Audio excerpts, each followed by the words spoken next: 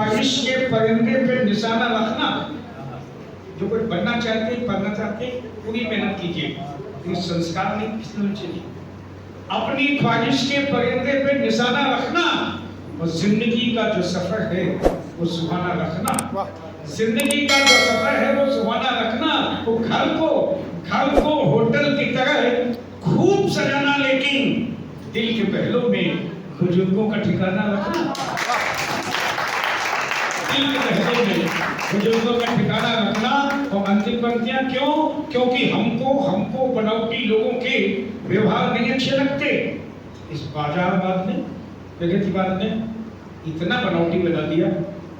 ऊपर वाले माले पर बेटा माता पिता जी, नीचे वाले माले पर बेटे हो, व्यवस्था बिल्कुल ठीक।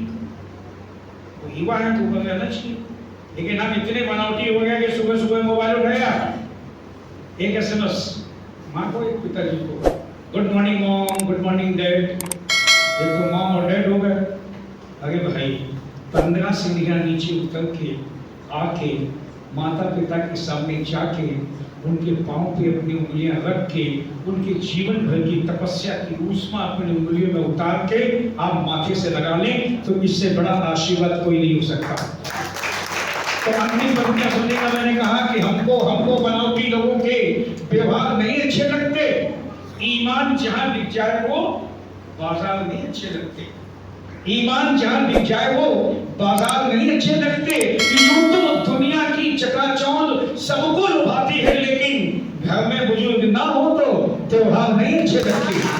जिंदगी को त्योहार बना के रखना है तो बुजुर्गों के साथ रखना है, उनके सम्मान सहित रहना है। बहुत बहुत धन्यवाद, बहुत बहुत आभार। आपकी शाम मैंने बहुत अच्छे से की, बहुत बहुत आभार। सबसे पहले मैं शादी के चरण वंदन करता हूँ। बहुत ही समृद्ध मंच है। आप सब बहुत ही समृद्ध साहित्यकार हैं। बहुत अच्छा सुना जा रहा है।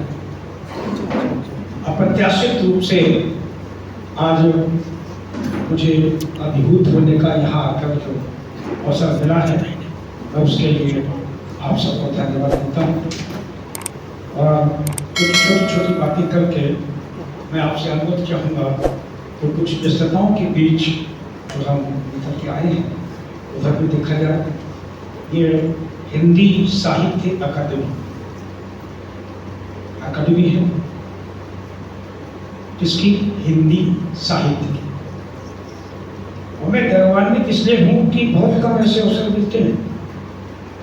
आप संख्या में अगर हम देखें तो निश्चित रूप से आप सब आयतन में बहुत कम है, क्योंकि हम लोगों को हजारों की भीड़ में कविता पढ़ने के अधीन है, लेकिन घनत्व में आप बहुत बहुत बहुत ज्यादा हैं। इसलिए परंपरागत सम्मेलन से बाहर निकल के कुछ बातें कहना चाहता हूँ। दो शब्द हैं हिंदी और साहित्य, उसको मिला के भाई सौरभ जी अकादमी। हिंदी के बारे में बहुत कुछ कहा गया, लेकिन दो मैं चिंतन की बातें कहना चाहता हूँ। हो सकता है कि आप में से कुछ लोग इन दोनों बातों को पहली बार सुन रहे हैं। भाषा पे ध्यान दीजिए साहब। हिंदी में मैंने संयुक्त परिवार की अवधारणा को बहुत मजबूती से देखा, जांचा, परखा और सीखा। हमारा संयुक्त परिवार में क्या अवधारणा है कि अगर परिवार में कोई भी व्यक्ति आर्थिक रूप से कमजोर है, शारीरिक रूप से विकलांग है, तो हमारे समर्थ और समर्थ सदस्य उसे संभाल लेते हैं और उसके जीवन को अर्थवत्ता मिल जाती है। हिंदी में इसे आप स्पष्ट देख सकते हैं। हिंदी में आधे अक्षर का प्रावधान है। अब तक तो लिखिए, ता हटा दीजिए, व हटा दीजिए, आधे ता की पहचान तक नहीं हो सकती, अर्थवत्ता खो देता है वो। लेकिन इधर का ता वा और इधर का ता दोनों मिला के जब उस विकलांग अक्षर को संभाल लेते हैं तो तत्व हो जाता है।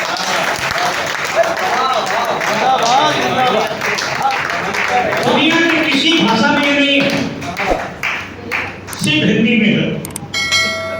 और एक दूसरी बात मैं कहना चाहता हूं, कुछ भाषाएं ऐसी हैं जिनमें बिंदी का प्रावधान है, अपने हिंदी में भी है, लेकिन आप उठा कर देखें उस बिंदी को हम नुक्ता कहते हैं और वो बिंदी अक्षर के पांव के पास पड़ी होती है।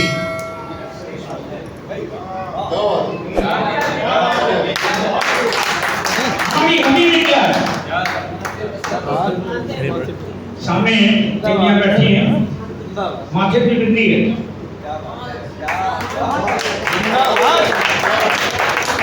अभी स्वागत किया गया, बिंदी लगाएगी, चंदन की माथे पे लगाएगी। तो हमारी हिंदी की भाषा अपनी बिंदी को श्रद्धा और सम्मान पूर्वक मस्तक पर धारण करती है। ये भी विशेषता दुनिया की किसी भाषा में नहीं। तो मैंने कहा हिंदी की बिंदी सदा रखियो आप संभाल, हिंदी की बिंदी सदा रखियो आप संभाल, बिंदी गर नीचे गिरी नहीं दो भाई बोलिए, हिंदी की बिंदी सदा रखियो, बिंदी यदि नीचे गिरी तो मंद मद हो जाए। आप मंद की बिंदी हटा दीजिए, मद हो जाएगा। गंध की बिंदी हटा दीजिए, गंध हो जाएगा। तो बिंदी का ये महत्व जो हमारी भाषा में है, दुनिया की किसी दूसरी भाषा में नहीं है। हम सम्मान सहित उसे माथे पर धारण करते हैं। ये दो विशेष बातें हमने हिंदी की भाषा में लिखी और मुझे विश्व हिंदी सम्मेलन मॉरिशस में ये बात कहने का मौका मिला और लोगों का आशीर्वाद मिला। आइए मैं कुछ चार पंक्तियां अभी, लेकिन एक गंभीर सवाल हमारे सामने है कि आजादी के 75 साल बाद भी देश में एक नारा तैर रहा है, बेटी बचाओ बेटी पढ़ाओ। आखिर गलती कहाँ हुई, कहाँ हो रही है? चार पंक्तियां पढ़ता हूँ, पढ़ना जाने को बताना मुझे। बेटी बचाओ बेटी पढ़ाओ, कहाँ गलती हो गई? मैंने कहा कि सोच छोटी रख, खुद का बेड़ा गर्क मत करना। गलती को हमेशा करता हूँ कि सोच छोटी रख, खुद का बेड़ा गर्क मत करना, और स्वप्न में भी किसी के स्वर्ग को नर्क मत करना। स्वप्न में भी किसी के स्वर्ग को नर्क मत करना, और चाहते हो जो सबके दिलों में जगह बने इनकी, बेटी की चाहते हो जो सबके दिलों में जगह बने इनकी, तो भूल कर भी बेटा बेटी में फर्क मत करना।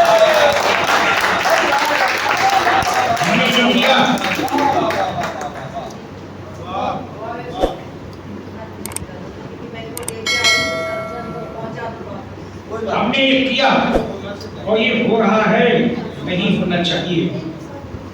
बात बहुत लंबी हो सकती है, अगर बहुत ज्यादा हम बेटियों की बात करेंगे, मैंने बहुत बात की, लेकिन एक बात संवेदना से सुन लीजिए। कितना फर्क होता है एक परिवार में माँ की मृत्यु हुई, उसकी छोटी सी संपत्ति का बंटवारा बेटी बेटियों के बीच हुआ। कैसे हुआ आप पकड़ लेना, मुझे बताना।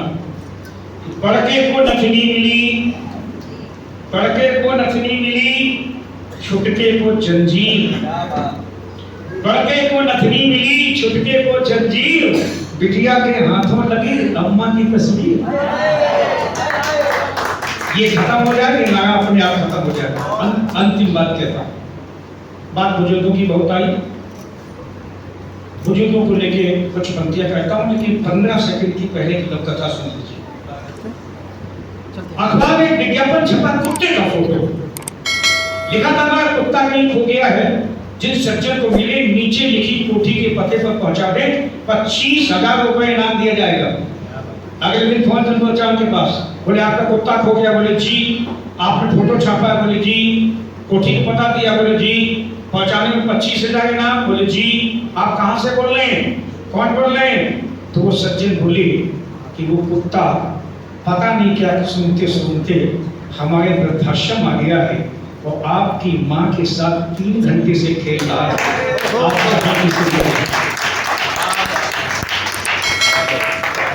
अगली बात और संवेदनशील थी, बोले आप चाहें तो इसे ले जाएं। और बोले दोस्त सच तो ये है कि 3 महीने पहले आप अपनी बुजुर्ग माँ को वृद्धाश्रम छोड़ के गए थे, तब से ये पहला मौका है कि कुत्ते के आने के बाद उससे मिल के उसके साथ खेलती हुई माँ 3 महीने बाद पहली बार मुस्कुराई है, उसके चेहरे पर चमक आई।